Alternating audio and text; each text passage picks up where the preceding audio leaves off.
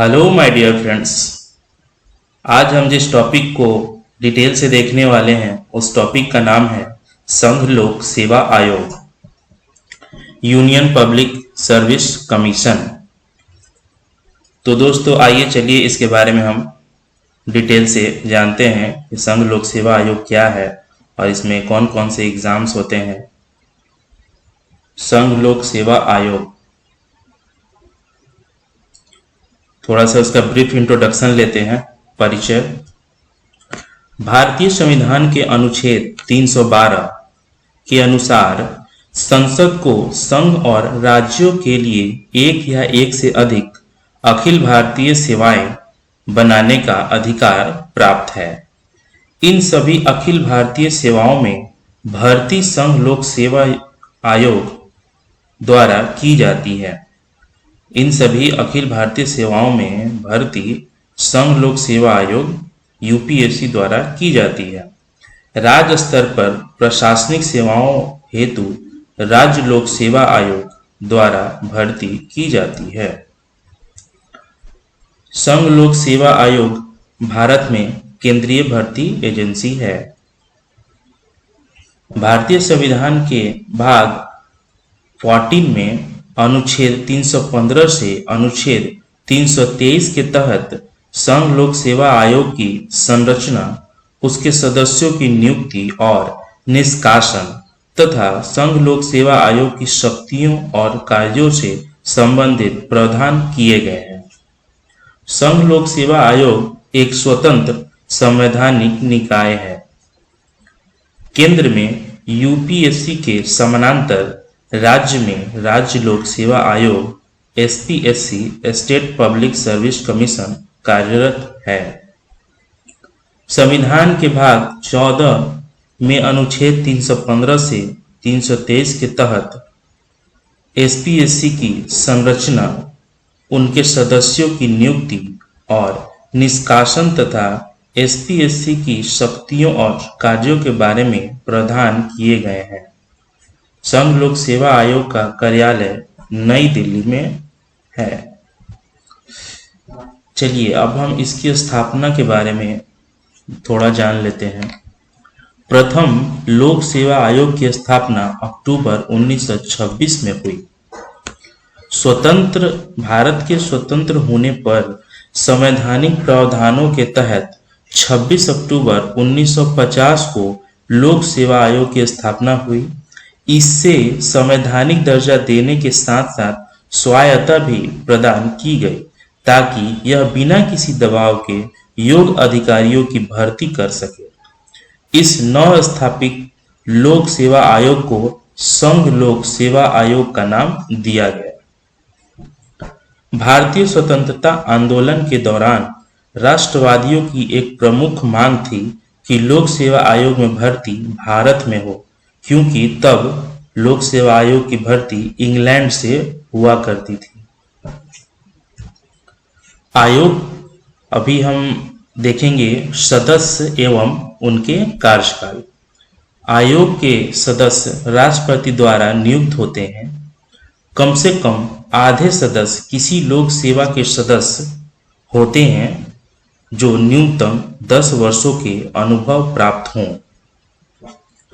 इनका कार्यकाल 6 वर्ष या 65 वर्ष की आयु जो भी पहले हो तक होगी। ये कभी भी अपना इस्तीफा राष्ट्रपति को दे सकेंगे।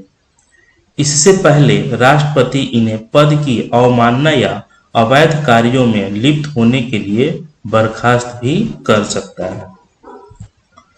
अब इनके कार्य को थोड़ा हम लोग डिटेल से देख लेंगे। यूपीएससी के कौन कौन से कार्य हैं, किस तरह की भर्तियां करती हैं। इनका प्रमुख कार्य केंद्र तथा राज्यों की लोक सेवा के लिए सदस्यों का चयन करना है। इसके लिए यह विभिन्न परीक्षाएं संचालित करती हैं। इन विभिन्न परीक्षाओं को हम एक नज़र देख लेते हैं। सिविल सेवा की प्रारंभिक परीक्षा, उसकी मुख्य परीक्षा, भारतीय वन सेवा परीक्षा, भारतीय इंजीनियरिंग सेवा परीक्षा, भूविज्ञानी परीक्षा, स्पेशल क्लास रेलवे अप्रेंटिस परीक्षा, राष्ट्रीय रक्षा अकादमी और नौसेना अकादमी परीक्षा, सम्मिलित रक्षा परीक्षा, सम्मिलित चिकित्सा सेवा परीक्षा, भारतीय अर्थ सेवा या भारतीय सांख्यिकी सेवा परीक्षा, अनुभाग अधिकारी या आशुलिपिक ग्रेड 1 सीमित विभागीय प्रतियोगी परीक्षा।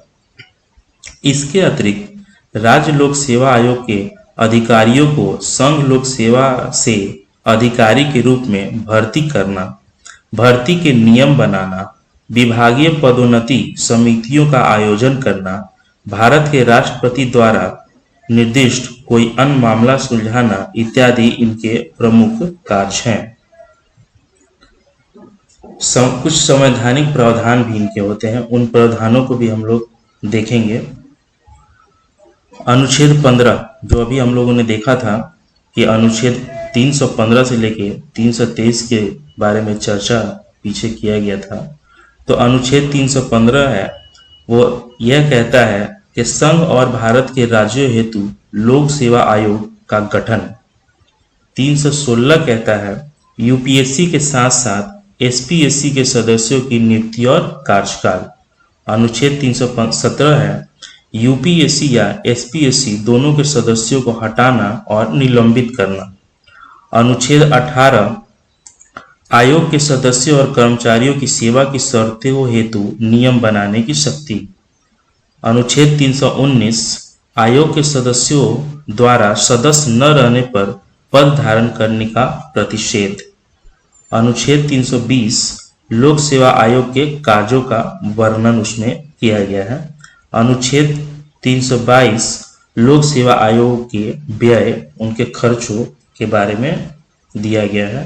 अनुच्छेद 323 में लोक सेवा आयोग की रिपोर्ट से संबंधित बातें दी गई हैं। अब लोक सेवा आयोग में जो खर्चे होते हैं, जो वेतन भत्ते पेंशन इत्यादि दिए जाते हैं, उनके बारे में कहता है आयोग के सदस्यों या कर्मचारियों के वेतन भत्ते और पेंशन सहित यूपीएससी का खर्च भारत की संचित निधि कंसोलिडेट फंड ऑफ इंडिया से लिया जाता है। रिपोर्ट प्रस्तुत करना। यूपीएससी भारत के राष्ट्रपति को आयोग द्वारा किए गए कार्यों की एक वार्षिक रिपोर्ट प्रस्तुत करता है। यूपीएससी भारत के राष्ट्रपति को आयोग द्वारा किए गए कार्यों की एक वार्षिक रिपोर्ट प्रस्तुत करता है। जिन मामलों में आयोग की सलाह स्वीकार नहीं की गई हो, उन मामलों के संदर्भ में राष्ट्रपति को ज्ञापन प्रस्तुत करना होता है। अस्वीकृति के कारणों को राष्ट्रपति के समक्ष प्रस्तुत करने से पूर्व संसद के प्रत्येक सदन के समक्ष प्रस्तुत करना होता है। अभी जो फिलहाल यूपीएससी के अध्यक्ष हैं, उनका नाम है डॉक्टर मनोज सोनी, जो कि 5 अप्रैल 2022 से यूपीएससी के अध्यक्ष हैं। तो दोस्तों, ये था हमारा यूपीएससी पर डिटेल जानकारी। अगर आपको हमारी ये वीडियो अच्छी लगी तो अपने दोस्तों के साथ शेयर करना ना भूलें, और कुछ भी कमी है तो प्लीज़ कमेंट के माध्यम से हमें ज़रूर बताएं। बहुत बहुत धन्यवाद।